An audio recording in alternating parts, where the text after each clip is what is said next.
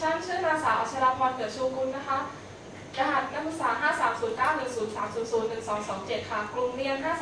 5386.093 เอกคอมพิวเตอร์ธุรกิจนะคะ Android ก็คือหุ่นยนต์เครื่องจักรหรืออุปกรณ์อัตโนมัติในรูปของมนุษย์ที่สร้างขึ้นมาในเรียนแบบมนุษย์นะคะโดยปกติแล้วทั้งทางด้านกายภาพและพฤติกรรมการจะคล้ายมนุษย์มากเลยนะคะนี่คือตัวอย่างหุ่นยนต์ที่เป็นรุ่นของตัวใหม่ล่าสุดนะคะมีอยู่4รุ่นนะคะ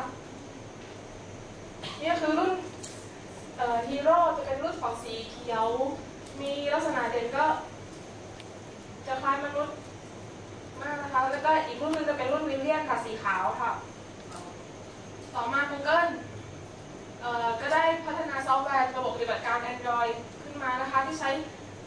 ช้หุ่นยนต์มาพัฒนาให้เป็นซอฟต์แวร์สามารถใช้ได้บนระบบมือถือสมาร์ทโฟนโดยทั่วไปเรียกว่า Google Android นะคะนี่คือตัวอย่างของไอคอนหน้าจอโปรแกรมหลักของสมาร์ทโฟนนะคะตัวนี้นะคะก็จะมีแอปพลิเคชันมากมายนะคะอย่างเช่นตัวแรกแอปพลิเคชันการวิดีโอกล้องถ่ายรูปคอนแทคการติดต่ออะไรต่างๆนี้นะคะ Android นะคะเป็นระบบปฏิบัติการที่เป็นซอฟต์แวร์แพลตฟอร์มบนมือถือนะคะสร้างขึ้นมาจากระบบปฏิบัติการ Linux หรือ Power by Linux Kernel นะคะพัฒนาโดยบริษัท Google ค่ะและ Open Handset Alliance นะคะโปรแกรมต่างๆที่รันบน Google สามารถเขียนได้ด้วยภาษา C หรือ C++ และภาษาอื่นเช่นนะคะทาง Google ได้เปิดให้นักพัฒนาโปรแกรมได้สามารถแก้ไขโค้ดต่างๆด้วยภาษา Java และภาษาที่ควบคุมผ่านทางชุด Java Library ที่ Google พัฒนามาโดยเฉพาะนะคะมาเป็นมาตรฐานเปิดค่ะสำหรับอุปกรณ์บนมือถือลิขสิทธิ์ของโค้ด Android นี้จะใช้ลักษณะของซอฟต์แวร์เสรีนะคะและ Open Source ซึ่งทำให้ผู้ใช้สามารถดาวน์โหลดซอฟต์แวร์ของ Google Android ไปใช้ได้ฟรีค่ะและสามารถยังส่งต่อได้อีกแจกต่อกันได้อีกนะคะจุดประสงค์ที่ได้มีการพัฒนาระบบปฏิบัติการ Google Android นี้ขึ้นมานะคะก็จะทำให้เหมือนกับว่าคุณสามารถทำอะไรก็ได้บนมือถือสมาร์ทโฟนของเราค่ะและฟรีการพัฒนาด้วยนะคะซึ่งสามารถพัฒนาโปรแกรมต่างๆได้เองผ่าน SDK Eclipse Android Plugin โดยแอปพลิเคชันได้แก่ Contact Browser และ Map Android ยังมีแอปพลิเคชันอีกมากกว่า 200,000 แอปพลิเคชันนะคะให้มีการดาวน์โหลดเพื่อตอบสนองความต้องการของผู้ใช้ที่มีให้ดาวน์โหลดนะคะและที่ Android Market นะคะซึ่งแอปพลิเคชันที่สามารถดาวน์โหลดได้ฟรีของ Android ของ Google Android นะคะและเพื่อนๆคงคิดว่าสำหรับปีนี้มีใครหลายคนคงเห็นการเจริญเติบโตของระบบปฏิบัติการมือถือสุดลับของ Google Android ซึ่งจากวันที่เริ่มต้นก็มีพัฒนาอย่างต่อเนื่องจนตอนนี้มีโทรศัพท์มากกว่า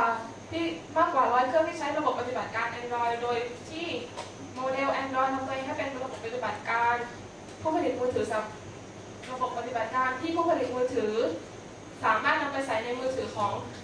ตัวเองได้อย่างอิสระนะคะจึงทำให้ Android สามารถกระจายไปหาทุกๆคนได้อย่างง่ายดายนะคะและยังครอบคลุมกลุ่มลูกค้าทั้งธรรมดาระดับสูงระดับต่างๆให้เป็นสิ่งพิเศษได้ในมือถือของคุณนะคะ Android ก็ทำให้บริษัทกำลังเข้าสู่ช่วงอย่างบริษัทโทรศัพท์มือถือที่อยู่ในช่วงถดถอยอย่างเช่น Motorola Samsung Ericsson LG หรือบางยี่ห้อที่แบบไม่ได้เข้าสู่โทรศัพท์มือถือของโปรแกรมโทรศัพท์มือถือเลยอย่างเช่น Dell หรือ Toshiba ค่ะได้มีโอกาสทำโทรศัพท์มือถืออยู่บ้างนะคะและนี่ก็เป็นอินโฟกราฟิกของ Android นะคะดูได้นะคะว่าเดือนกันยาของ 2010 นะคะ BB จะมามากที่สุดนะคะในการใช้ของประเทศไทยนะคะและ Apple จะเป็นอันดับ 2 Android จะเป็นอันดับ 3 นะคะในเดือนไตรมาสที่ 4 ของ 2010 ก็คือเดือนธันวานะคะ BB ก็ยังมาเป็นที่ 1 นะคะแต่ Android มาเพิ่มขึ้นคือมากกว่า iPhone นะคะมากกว่าของ Apple แล้วนะคะแล้วก็จะเห็นได้ว่ามีรุ่นขอ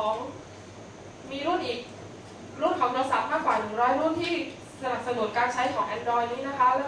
และมีมากกว่า200,000 แอปพลิเคชันที่สามารถมีการให้ดาวน์โหลดได้ในของ Android Market นะคะดูจำนวนครั้งของการดาวน์โหลดนะคะมี 3,422 ครั้ง 3,422,800,000 กว่าครั้งในการดาวน์โหลดนะคะ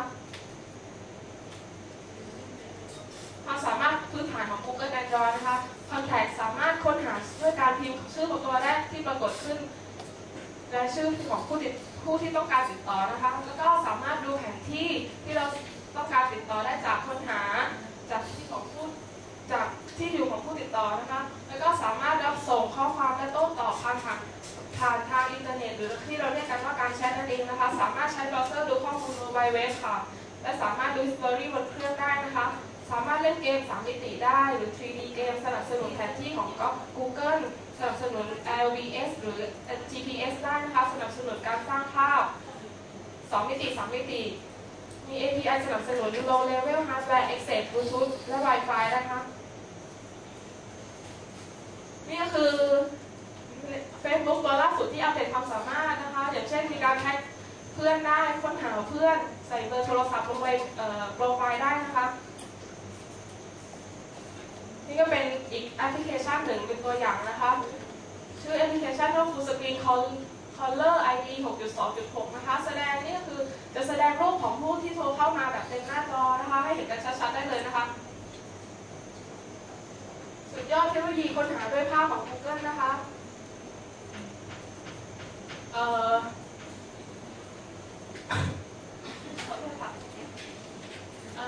Google นะคะ9.19กับเทคโนโลยีการค้นหาข้อมูลด้วยการเริ่มต้นให้กับการค้นหานะคะด้วยภาพผ่านโปรแกรม Google ค่ะ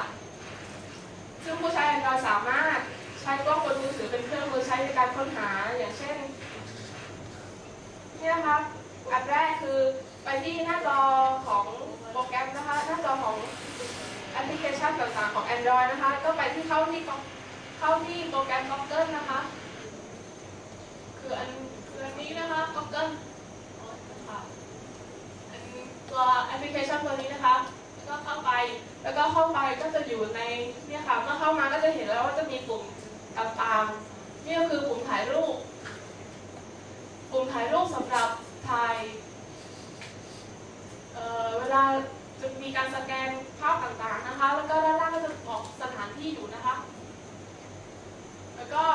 มาตัวอย่างแรกในการใช้โปรแกรมนี้นะคะเริ่มต้นทดสอบด้วยบัตร BTS นะคะเป็นอย่างแรกเลยนะคะจะเห็นว่าเมื่อถ่ายรูปลงไปแล้วก็จะมีสแกนรูปนะคะแล้วเป็นแถบสีน้ำเงินจะวิ่งไปซ้ายขวาเนี่ยค่ะจะกลับไปมาจนข้อมูลจะเพียงพอค่ะผลลัพธ์ที่ได้ค่ะก็จะเห็นในตัวนี้ในตัว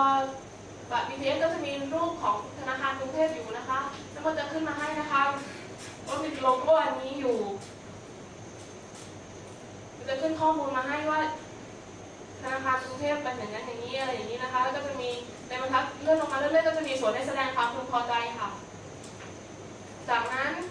เราทดลองอีกครั้งนะคะเมื่อเราทดลองไปอีกครั้งก็จะเห็นว่ามันจะมีวีซ่าอยู่ด้านล่างนะคะก็นำมาแสดงผลแทนค่ะต่อมาไปสแกนเน้นตรงที่ BTS นะคะก็จะขึ้นมาให้นะคะก็แสดงให้เห็นว่าจะมีว่า